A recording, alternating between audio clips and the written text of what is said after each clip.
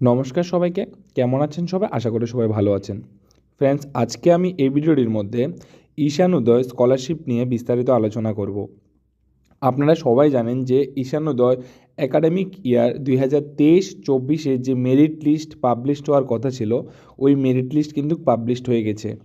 তারা কিন্তু কোনো এনএসপি থেকে কোনো পিডিএফ আপলোড করেনি, জাস্ট অনলি 10,000 স্টুডেন্টকে তারা সিলেক্ট করে নিয়েছে। এখানে কিভাবে সিলেক্ট করেছে, তাদের কাট অফ অনুসারে তারা সিলেক্ট করেছে। কাট অফ কত গিয়েছে এবারের কাট অফ, এবং কার কার মেরিট লিস্টে সিলেক্ট হয়েছে এবং কোন কোন ক্ষেত্রে বেশি প্রায়োরিটি দেওয়া হয়েছে, এটা নিয়ে আমি আজকে ভিডিওটি বিস্তারিত করছি। ফার্স্ট আপনারা দেখতে পাবেন, এটা এই স্ক্রিনশটটা একটা ওয়েস্ট বেঙ্গল স্টুডেন্টের, যেটার কলেজ ভেরিফিকেশান ডেট ছিল 2024 1 জানুয়ারির 4 তারিখ, এবং দেখতে পাবেন আপনারা ইনস্টিটিউশন ভেরিফিকেশনও কিন্তু 2024-2 করা হয়েছে।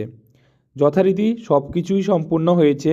স্টুডেন্টের কিন্তু এখানে যদি আপনি দেখতে পান এখানে যে স্টুডেন্টের আমি অ্যাপ্লিকেশন আইডিটা হাইড করেছি, কারণ পার্সোনালিটি আছে এখানে একটা।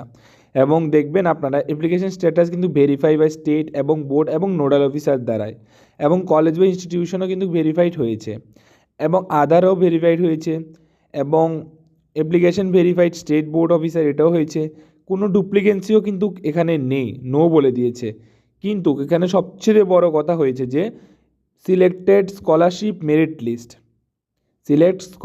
মেরিট লিস্ট কিন্তু নো এসেছে। তার মানে এখানে আমি সোজা বাংলায় বলে দিচ্ছি, যার ক্ষেত্রে নো আসবে সে 100-এর মধ্যে 100% চান্স স্কলারশিপ পাবে না।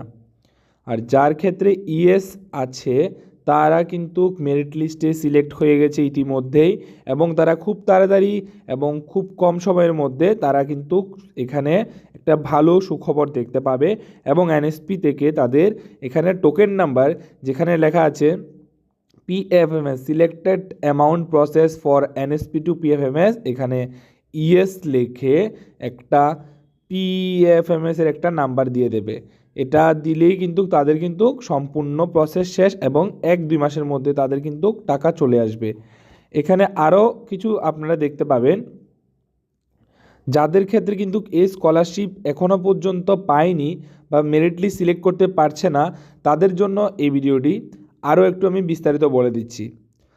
ফার্স্ট আপনারা এনএসপি অফিসিয়াল ওয়েবসাইটে যাবেন, এবং গিয়ে আপনারা গুগল ক্রোম বা গুগলে গিয়ে আপনারা এনএসপি সার্চ করবেন, এবং ফার্স্ট যে পোর্টালটা থাকবে ওটার মধ্যে আপনারা ক্লিক করবেন।